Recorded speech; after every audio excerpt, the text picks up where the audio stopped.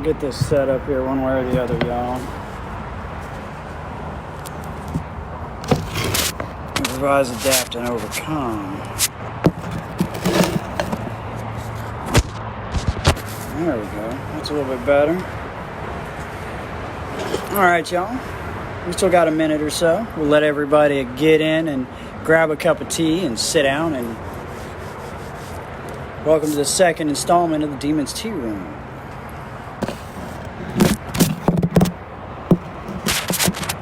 Alright.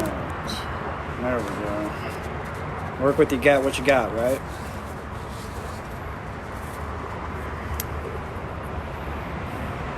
What's up, Ozzy? Mr. Rose.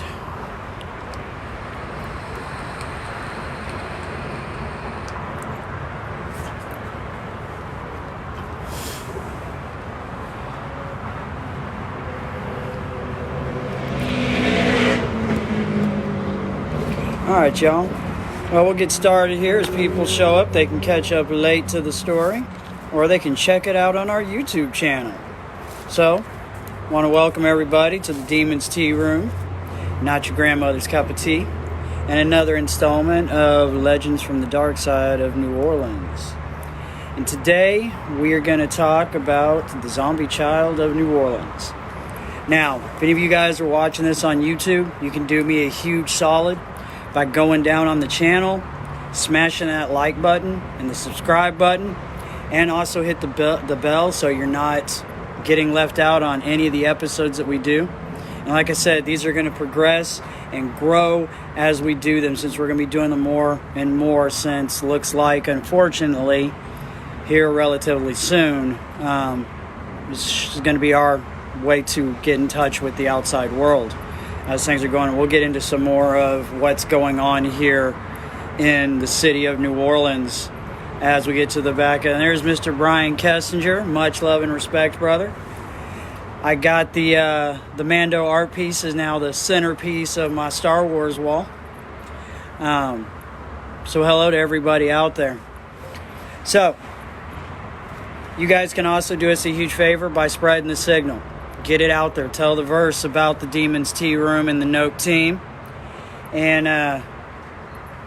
as a really intense show that's really close to my heart always said, you can't stop the signal. So let's keep the signal going, get it out there. So today we're going to do it a little bit differently, a little bit different than what I do as a tour guide. Usually when I'm giving my stories as a guide, of course we have everything memorized. We know the stories in depth. We can give them to the umpteenth degree from memory. This one's rather long, but we're going to go, I've got my notes and stuff here with me and a couple of pictures for you as well. And this story, if you're a fan of Stephen King, especially Pet Sematary, the story is going to ring with a little bit of closeness to that story. Now, the interesting point about this is this story is old here in the city of New Orleans. And once we get to the end of it, you guys will understand what I'm saying, in that I wonder if King had come across this story at some point in writing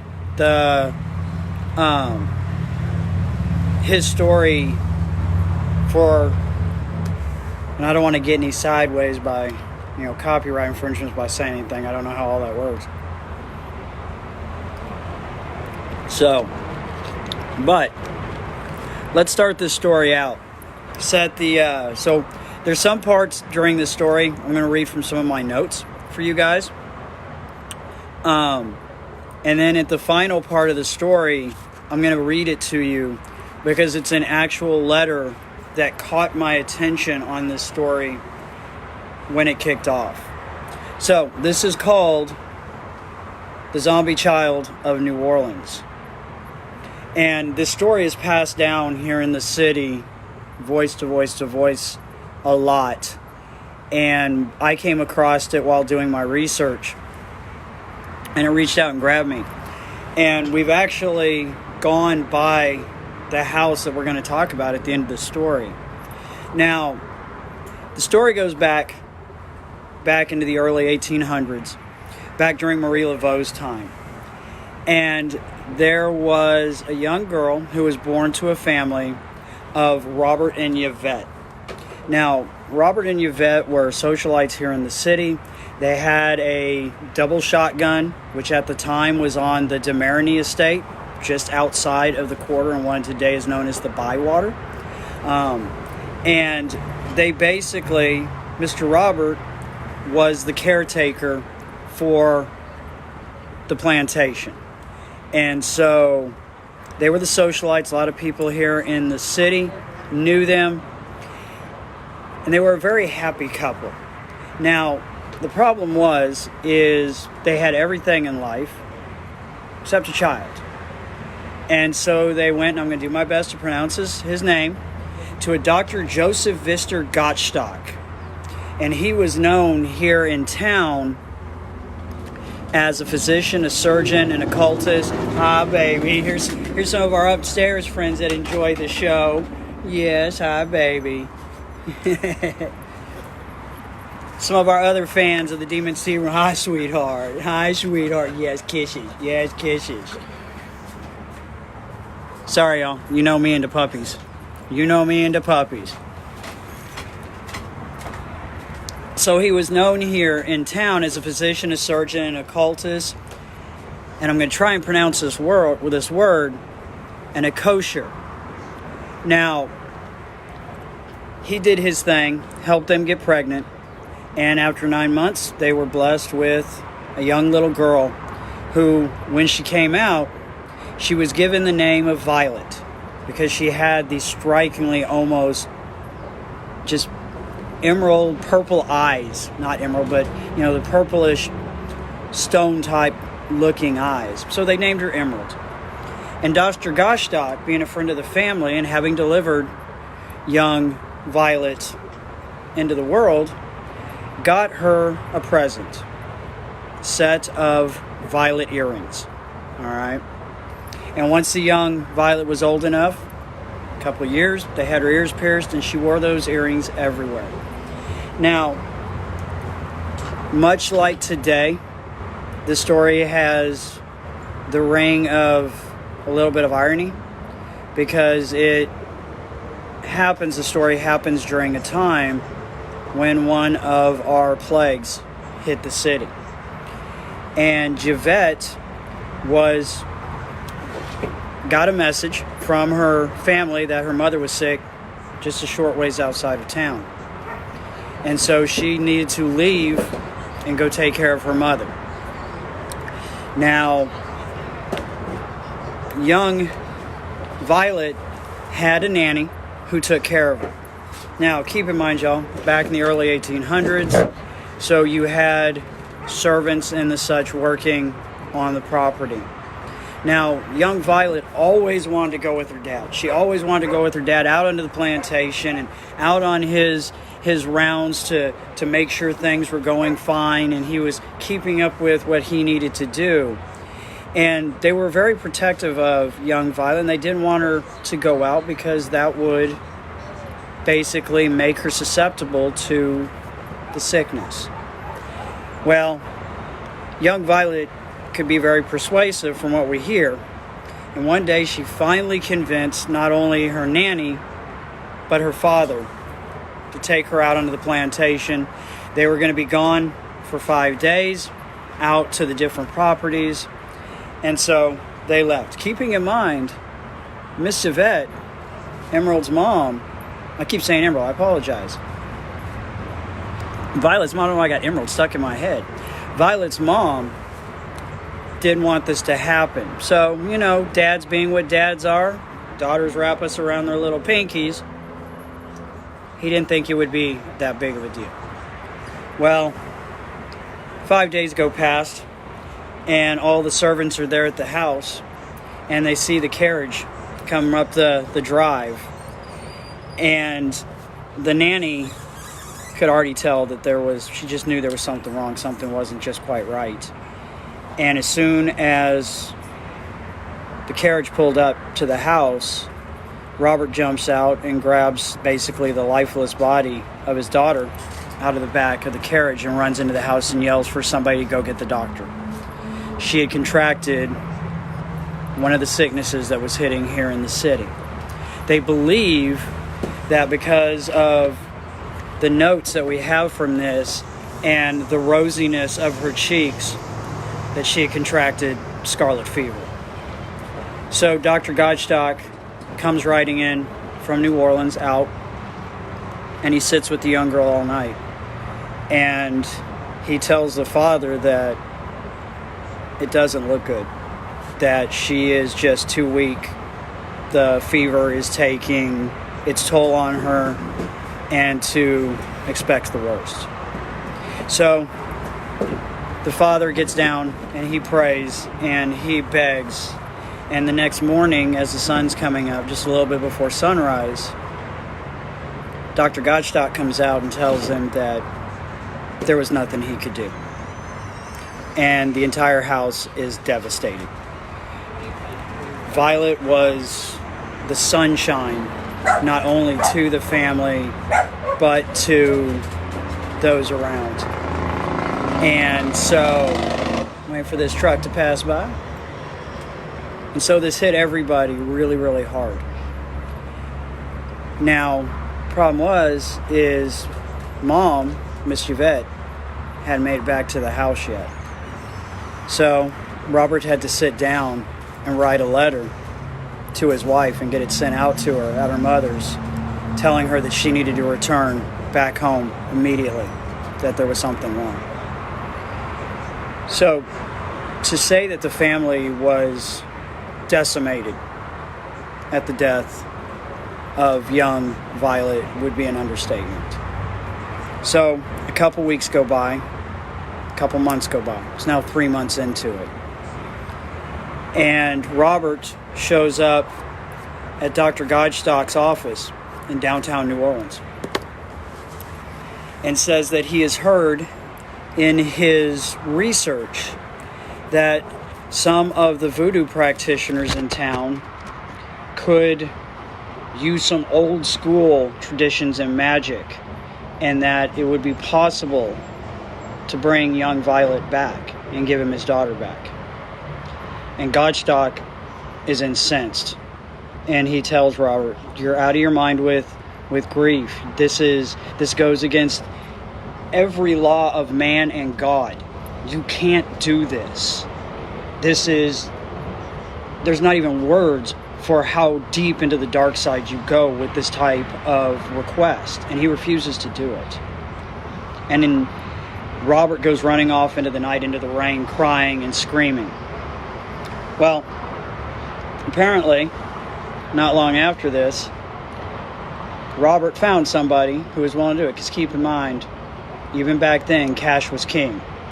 And with enough money, you can find anybody to do anything. And he found a practitioner who was willing to dabble in the darker arts. Now, like I said, I'm going to use some of my notes here. Please don't hold that against me, because we're getting into some areas where the names are important, and I don't want to get those wrong. So, to quote what has been written down in the stories, it is said that the doctor knew these things. Then you must know something of what I am asking you. Dr. Comstock, what you're asking me is blasphemy in the eyes of God and man. As Godstock watched Robert rush out into the rainy street, he screamed, "The child has been dead a month, Robert. Let her rest in peace in the name of the saints." So, that was the last time Dr. Godstock had seen Robert. And like I said a minute ago, Robert found somebody who was willing to do this. And the story is passed down by a lady by the name of Malvina Latour. And she tells a story that she was there when Robert made his pact. And to quote, and like I said, I apologize for reading y'all, but we're going to go with that. It says, to hear Maven Latour tell the tale, she stood beside Robert on the night he made the hellish pact with the mavens Marie Laveau's Secret Societe, and I apologize if I'm getting the pronunciations wrong. I know Zara is listening right now, and I can feel the smack in the back of the head that I'm getting the pronunciations wrong, but work with me here. Latour is said to remember it well, as the first such ritual she had participated in. Not only this, also she maintained that she was the one who led them all to the dark little Bayou Cemetery gravesite. So, they did the ritual, and from what we hear, it worked, because Robert and Yvette were sitting in their house, and they were told that they needed to wait a month and a day, wait for the next full moon. A month and a day went, full moon came, and there was a knock at the front door. Robert and Yvette ran to the door, opened it up, and there was our young lady sitting there, standing there. They were ecstatic. They were happy. They had gotten their daughter back. And young Violet, to them, seemed like it had been a miracle. Their daughter had been brought back. She was just as they remembered. Nothing wrong with her. They took her inside and the family was whole again. Well, not long after that, the servants there at the house and on the property started to notice things a little bit different. It started out as they noticed, and I quote, it was the little night creatures that were found dead, hidden, or so it seemed, under the spreading low azalea branches or covered in the moss of the roots of the trees. Some looked as if they'd been scalded and skinned alive by claws. Others were torn in half, with parts missing. Another strange occurrence was the disappearance of meat stock in the smokehouse and pantry had disappeared. No fresh cut of meat was safe. Evidently, and although at first the cook staff was puzzled, they became outright fearful when they observed marks in some of the cured meat that looked as if it had been gnawed upon by a little human mouth. And throughout this, though, Robert and Yvette seemed blissful, unaware of the change. The servants watched in horror as the little girl seemed, for all intent and purposes, to be decomposing before their very eyes. It did not take much mental acuity at this point for the servants to reason out what had happened. Violet had been taken to the Boker, and I'm going to mess this word up, Voodoosi, the black magic workers, who instead of restoring her to a wholesome life, had zombified her. But Robert and Yvette didn't see this. To them, it was their daughter, unaffected. So this went on for a short period of time, and the servants, they can't run, they can't leave, but they're terrified. They don't want to be around this little girl. They know what she was like in life. They loved her dearly. They loved the parents. But now they're between a rock and a hard place. Finally, our nanny finally gets up the courage to do something about this. And it's said that they took the case to the daughter of Marie Laveau. And they begged her for help. They begged her for aid. And it was said that Mademoiselle Marie was angry. Very, very angry. You did not do this. Now, it says here, once the nanny basically kidnapped the young child, wrapped her in a blanket, and in the middle of the night took off out of the nursery without anybody knowing about it, went out and met with Marie Laveau's daughter. And it said here that when she arrived at the appointed place, the nurse was surprised to find Mademoiselle was not alone. With her was the old Voodoosi woman who had brought the zombified Violet home to the family. Not only this, Malvina Latour stood by, a skinny, shaking girl struck silent by the fury of Mademoiselle Marie's dark eyes. So, Marie Laveau was there as well, and she was not happy. And it says here, Violet, the zombie child, never did return to the house of her parents, who, once she had been removed, seemed to return as if from a dream. So once young Violet was taken out of the house, the spell was broken. And the parents seemed to break out of that dream state. And it says here is that they returned as if from a dream world. Even their grieving had ceased.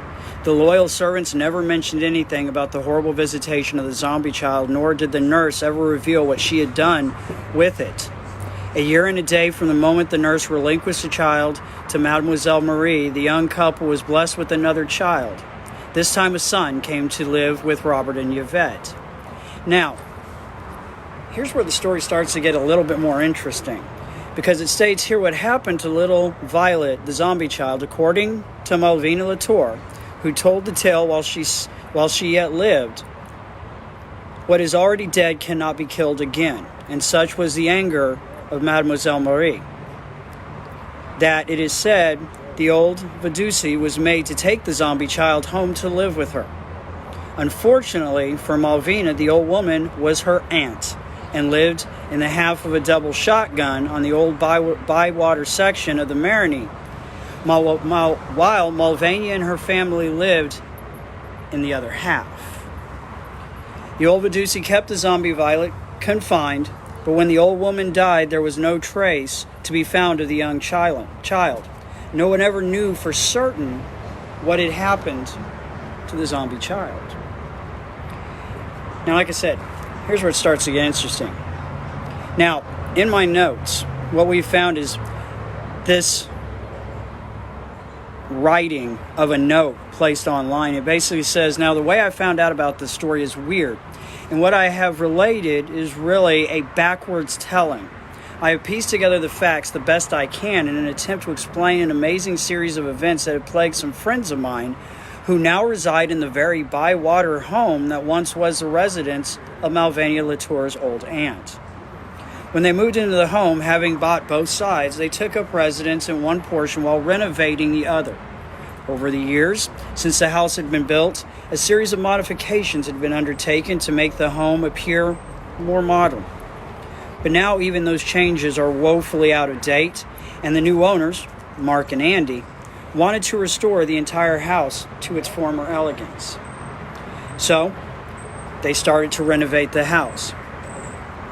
And it said here, after settling in, Andy was constantly complaining about the sound of cats yowling. So he would hear what sounded like cats yowling next door. They would go over, they wouldn't find anything. They wouldn't find any evidence of cats being in the house. There was no cats around the house. Nothing was ever found. So, jump ahead just a short period of time. And it says Mark was at home working on the empty side, scraping the old plaster from the gabled ceiling of the little bathroom. And as he worked, and they started to clear back the older parts of the construction, he noticed, as he peeled the plaster away, there was a door that led into the attic, apparently. And it had been sealed and painted over and over again. So, Mark and Andy cleared it up, opened up the door. And inside, what they found first was the remains of small possums, small birds, the bones littered everywhere in the attic.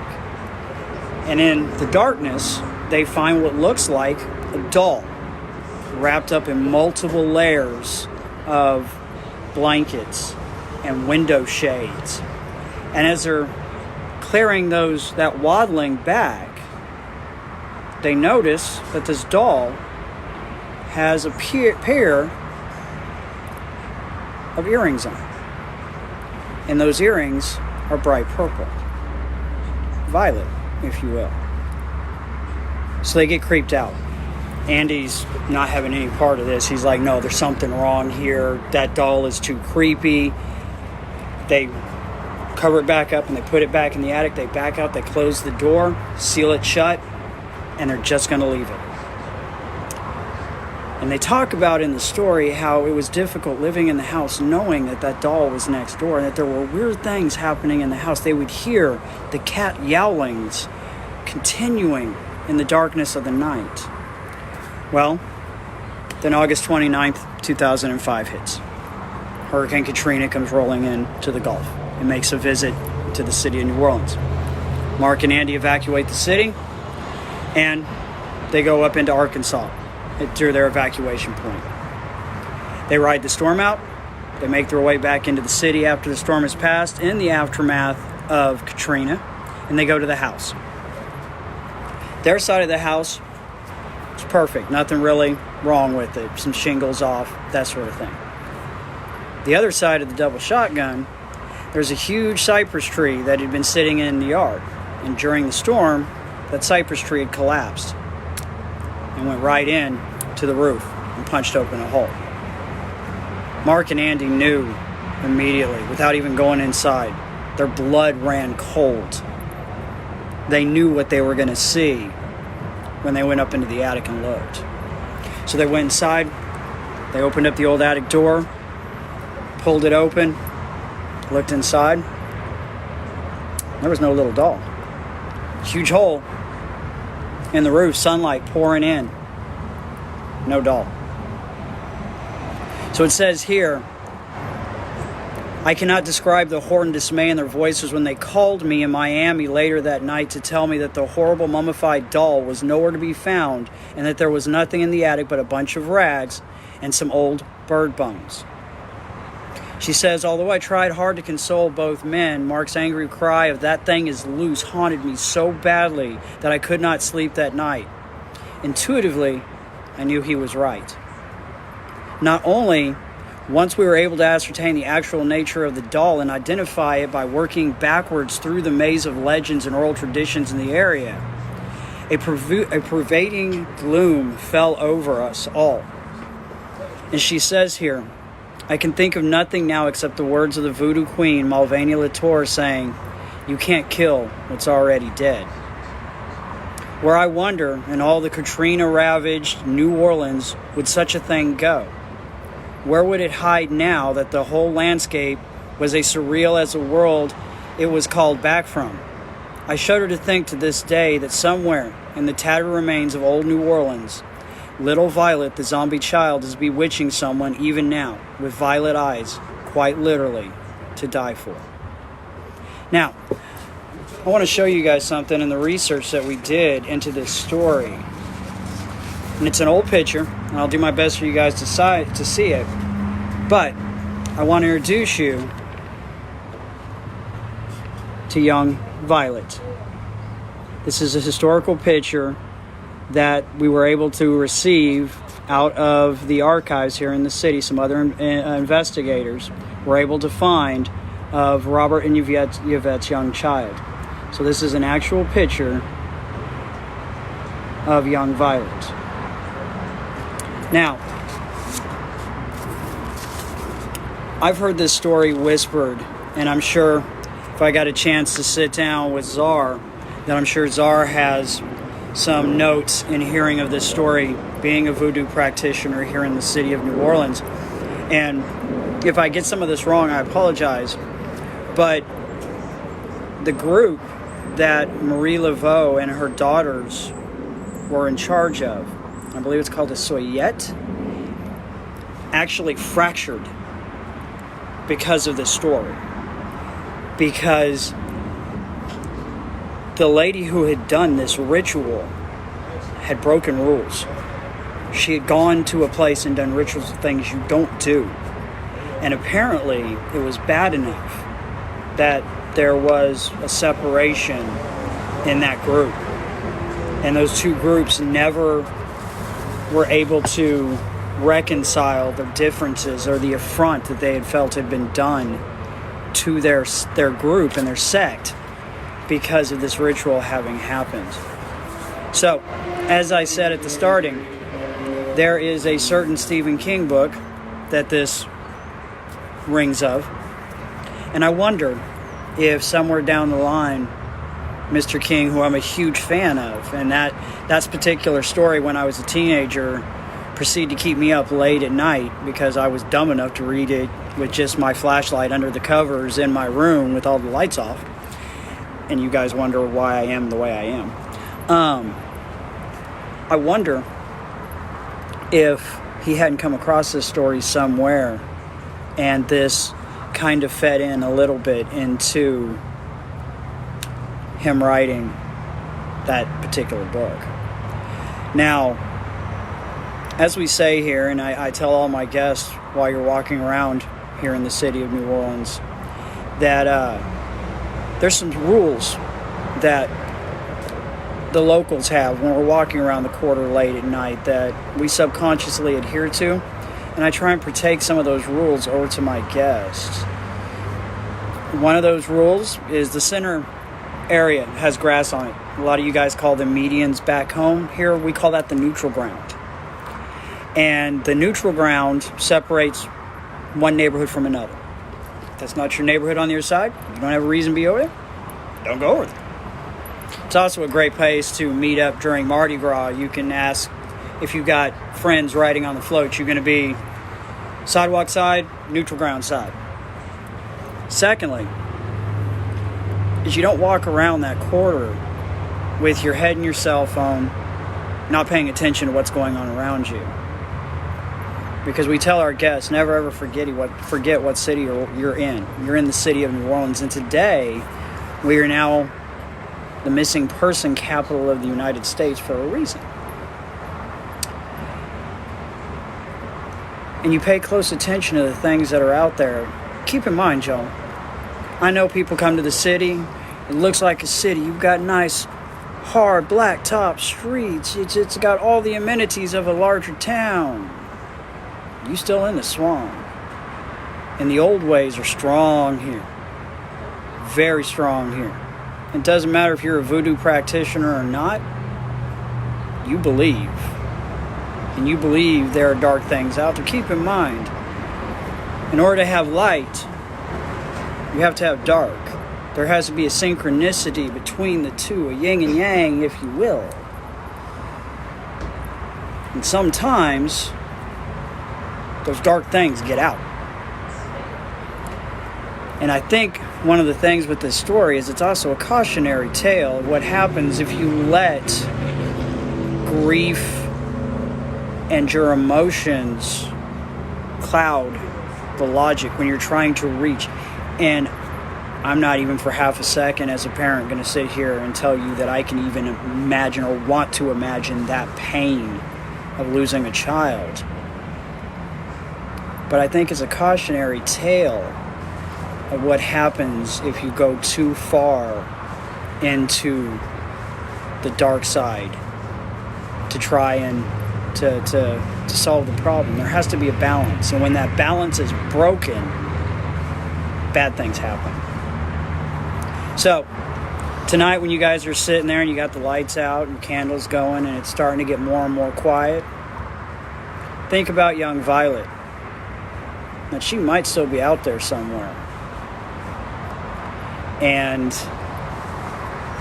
when you come down to visit us here in the city of New Orleans, look over your shoulder occasionally. Now, up to date on the teams. I hope you guys enjoy the story. Like I said, wasn't probably one of my best tellings. I don't tell this story all the time. This is actually the first time I've ever told that story, except to read it and relay it to Evie. And so I hope you guys enjoyed the story. We've also been talking about here that as, unfortunately and fortunately, it's a double-edged sword, as the tours start to die out, as people start to do what they've been asked to do and not walk up and lick each other's face and give them slobbering hugs and pass the yuck. As the tours start to die out a little bit, one of the things we've talked about doing is, as a team, if things don't get too bad, as a team, we're going to get a chance to start going out and doing some investigations that don't involve going out into heavily populated areas. So we'll keep looking for more things to come from the team, some more investigations to come out, and we'll have some updates and some news of some things we're putting in place that we will probably have either later on tonight or into tomorrow. So please stay tuned. Updates on what's going on here in the city of NOLA right now. I'm going to try and figure out a way to do this I don't want to pull any punches. I don't want to lie to you folks, but there is some areas that I have to be careful about how and what I say.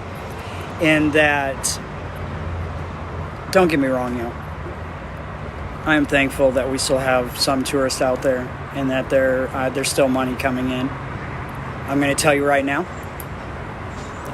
the virus makes me a little nervous, especially having an immune compromised child, as well as a couple of my friends who mean the world to me, being in that state.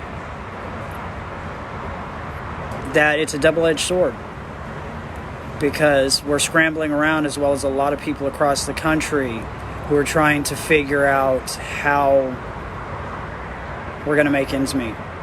And we will figure something out. I have no doubt of that. I know our tribe, and I know our group of friends out there, and I know I've spent a decade traveling from coastline to coastline, meeting some of the most amazing people on the face of this planet. And I know we'll get it worked out. That's not what scares me.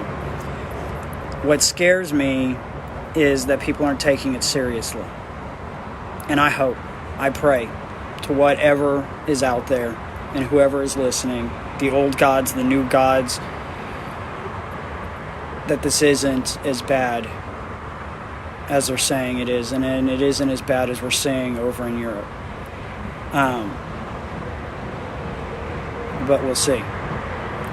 And that's what terrifies me. And like I said, it's a double-edged sword. I'm happy I've got tours right now, and that I am able to at least pad that nest egg just a little bit for Evie and I.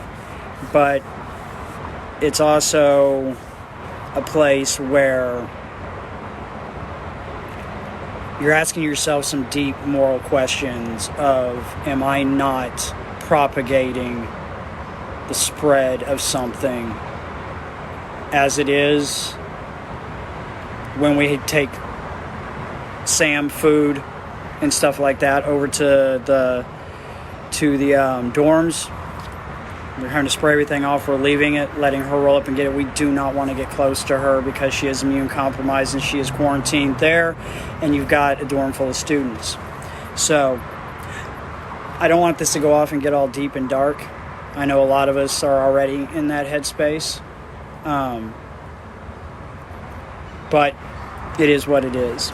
Here in the city is still up and operational. Things are going. Businesses are shutting down. They're sending their employees home, as they should. Last night, and I know I posted myself and Evie and some of the others, locals here, we posted about it. Bourbon was packed.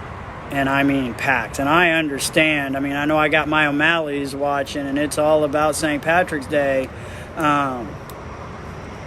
There's a little bit of Irish with me, and my wife is half Irish. But it was packed. And there were weddings going in the quarter, in the square, and it was like a normal Saturday night in the city of New Orleans. And it's terrifying. Because, I mean, if you take out the virus side of it and spreading that virus, what is the powers that be, both locally and state, going to do to make sure those people go home? And then they're going to get on planes and go back home. So, you want my humble opinion, not worth much, but my humble opinion, relatively rapidly, you're going to see the National Guard come in. They're going to have to, because nobody's listening to law enforcement down here. We watched PD roll up and down Bourbon Street multiple times last night, and it looked like a cop parade, because people were like, okay, we'll move. As soon as they moved, everybody back onto the streets. Bon temps roulé. So, things are starting to get a little stressed here in the city. We still have tonight. I'll be on bus tours yet again. And we'll keep posting about what's going on here in the city. I want to hear from you guys out there. Please let us know how we're doing and how you guys are doing, because the interaction on this beautiful technology that we have now is going to get us through this. And in the deep, dark recesses of the night, to know that there are people still out there and you're not by yourself. So, tell you what, tomorrow, be same bat time, same bat channel, 2 p.m. we'll go live, bring another story to you, and give you guys updates. As soon as we're done with this, my lovely wife, since she is the techno weenie, we'll get these posted up on YouTube. Like I said at the start, y'all, do me a huge solid. Go down, smack the subscribe button, smack the like if you liked the stories, and hit that bell so you're notified that we have new episodes coming out. And leave your comments if you guys have heard of stories, lore, and legends, be it here in New Orleans or anywhere else, that you want me to do research on and to get information out there and tell. I'd love to do it. That way, this is a channel that grows and we hit the stuff that you guys want to hear about. Because yeah, most of everything we're talking about is here in the city of New Orleans, the town that I am proud to be a New Orleanian in and do ghost and paranormal investigations in. But there's a whole wide world out there of paranormal investigating, and I want to get that out to y'all. I want to get it into a palatable form that we can talk about it and get it out there and give us something to do as we ride out this storm. So, that's about it, ladies and gentlemen. Like I said, I truly hope you enjoyed the story today. Much honor, love, and respect to all of you guys out there. Thanks for listening to me for just a little bit. You guys are my piece of sanity that I'm holding on to through all this. So, with honor, loyalty, love, and respect, be safe out there, y'all. We'll be seeing you in the darkness. Peace out, y'all.